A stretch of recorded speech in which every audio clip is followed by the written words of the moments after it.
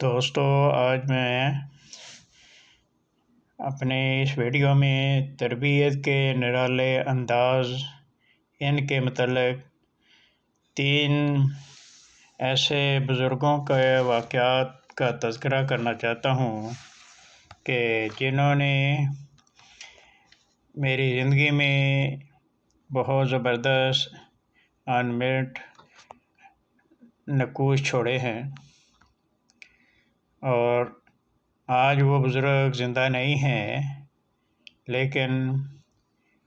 ان کی یادیں میرے دل میں ہمیشہ قائم چلی آ رہی ہیں۔ تو وہ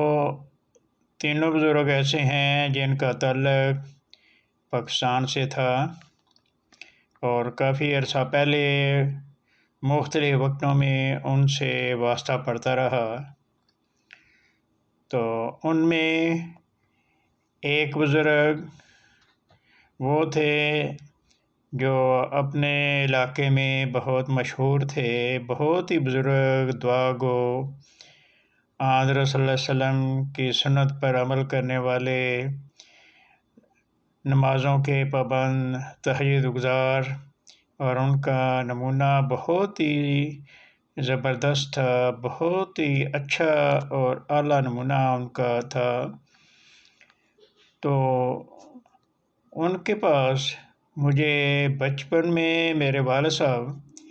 ایک دفعہ لے کر گئے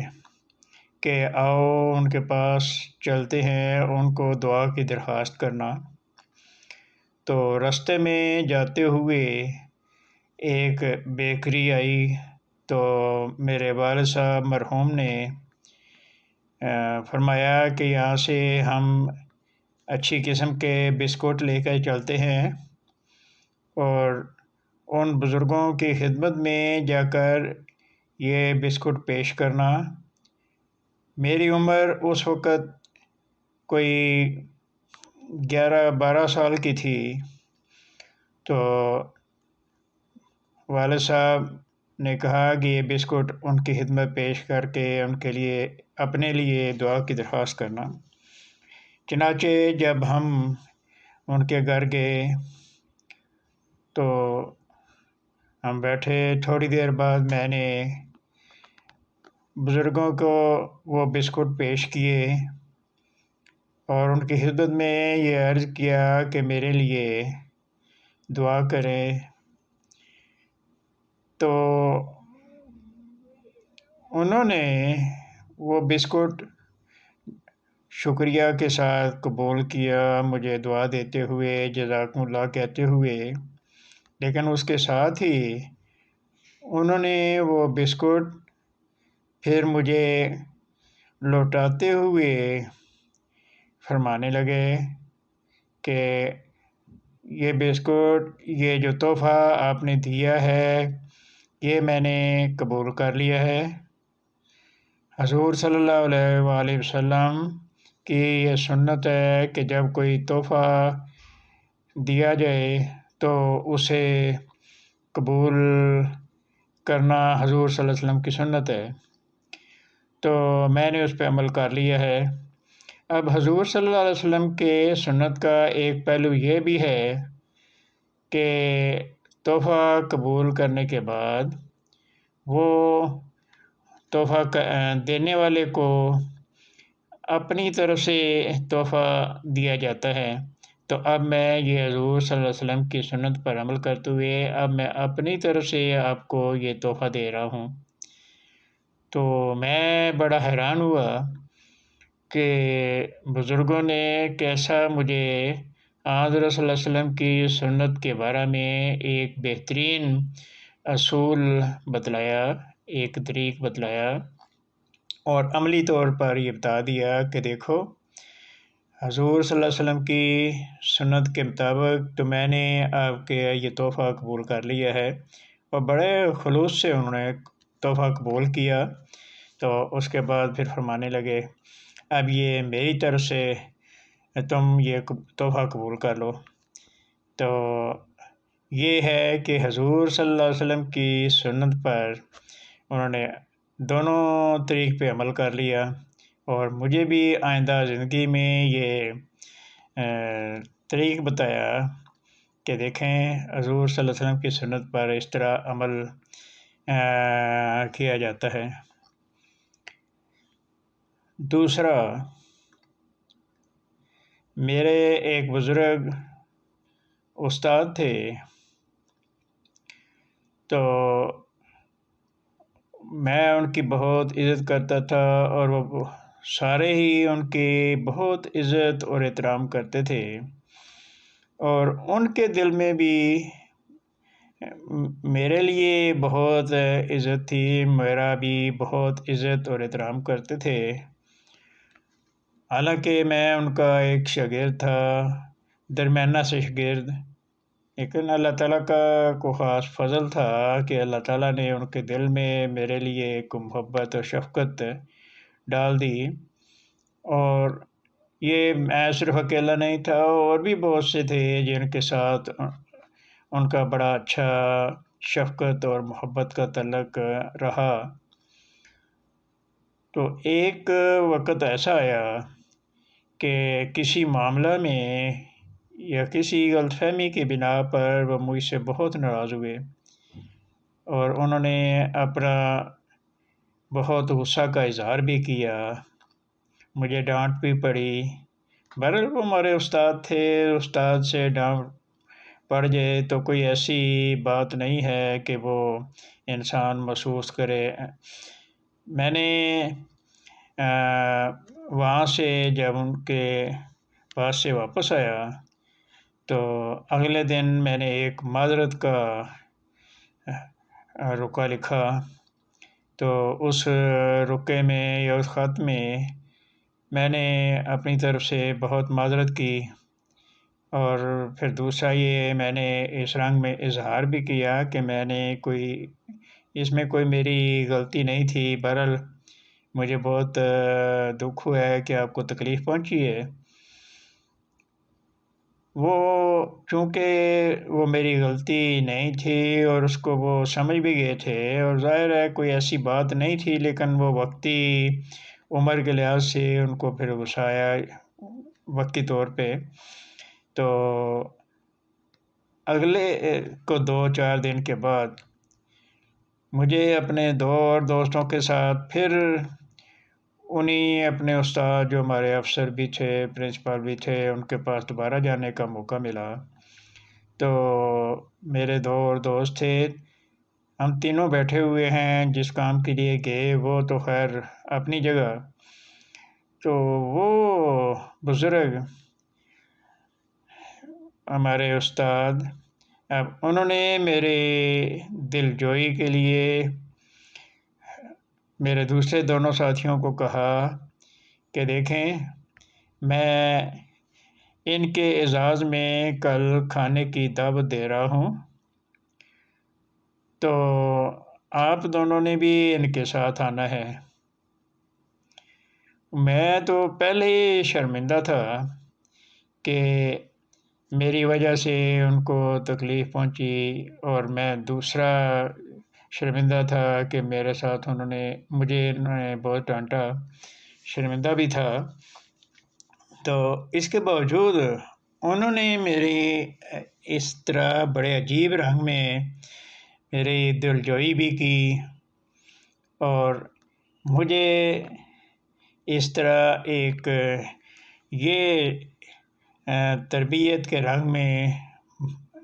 درس دیا کہ دیکھیں، اگر کسی کے ساتھ آپ کوئی زیادتی کر جاتے ہیں، غلط فہمی میں کوئی غلطی ہو جاتی ہے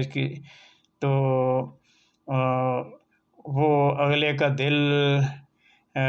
رکھنے کے لیے، اس کی دلجوئی کے لیے پھر یہ طریقہ اختیار کیا جا سکتا ہے کہ اس کو اچھے رنگ میں اس کی دلجوئی کریں، اسے پیار محبت کا اظہار کریں، تاکہ وہ آئندہ احساس ندامت میں ہی نہ پڑا رہے، بلکہ وہ سر اونچا کر کے چلے۔ تو چنانچہ انہوں نے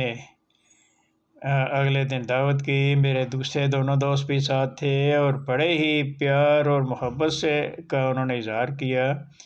اور تھوڑی تھوڑی دیر بعد یہی فرماتے رہے کہ یہ چیز کھائیں، یہ کھائیں، مجھے اٹھا اٹھا کے دیتے رہے، اور میں اپنی جگہ شرمندہ کہ اتنے ہمارے بزرگ استاد ہیں اور یہ اس طرح مجھے اتنے یہ کہہ لیں کہ عاجزانہ طور پہ مجھے وہ چیزیں دے رہے ہیں کہ یہ کھائیں، یہ کھائیں۔ تو بہرحال یہ تو اللہ تعالیٰ کا فضل کہہ لیں، لیکن ان کی جو یہ ادا تھی، اس میں میرے لیے یہ بہترین سبق تھا کہ جب بھی کوئی اس طرح کا معاملہ ہو تو اپنے جو آپ کے ماتحت ہیں ان کی دلجوئی کریں، ان کا حوصلہ بڑھائیں، ان کا جو عزت نفس مجروح ہونے کا ہوتا ہے اس کو، ان کی عزت نفس کو قائم کریں۔ تو تیسرا واقعہ ایک اور بزرگ مرحوم کا ہے جن کے ساتھ واسطہ اس طرح پڑا کہ ایک بار میں اور میرے ایک اور دوست ان کے پاس گئے کہ وہ بزرگ ہیں، دعا گو ہیں، تو چلو ان کے پاس جاتے ہیں، دعا کی درخواست کرتے ہیں۔ ہم چونکہ اسٹوڈنٹ تھے، طالب علمی کا زمانہ تھا، تو ہمیں کوئی زیادہ احساس نہ ہوا۔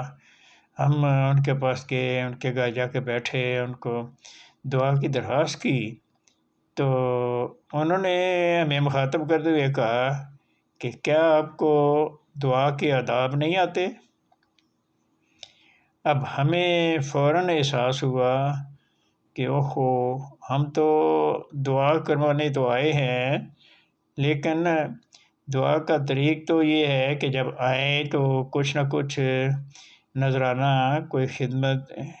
کوئی تحفہ لے کے آنا چاہیے تھا، تاکہ دعا کے لیے بزرگوں کے ساتھ ایک تعلق قائم ہو جائے۔ کیونکہ ویسے تو سب کے لیے وہ بزرگ تھے، لیکن یہ ہے کہ ایک ذاتی تعلق قائم کے لیے یہ ایک طریقہ ہوتا ہے۔ تو ہم نے فوراً یہ کہا جی جی پتہ ہے، تو لیکن اس کے باوجود انہوں نے فرمایا کہ دیکھو، جب آپ آ رہے تھے تو آپ کا کام تھا کہ بے شک آدھا پاؤ تھوڑے سے ہی بسکٹ لے کے آ جاتے، وہ ہم بیٹھ کے یہاں چائے کے ساتھ کھاتے، تو پھر ہمارا ایک تعلق قائم ہو جاتا، پھر آپ کی یاد رہتی اور وہ دعا بھی اچھے رنگ میں نکلتی۔ چنانچہ ایک ہفتہ 10 دن کے بعد ہم نے دوبارہ ان کے گھر کا رخ کیا، ان کی خدمت میں حاضر ہوئے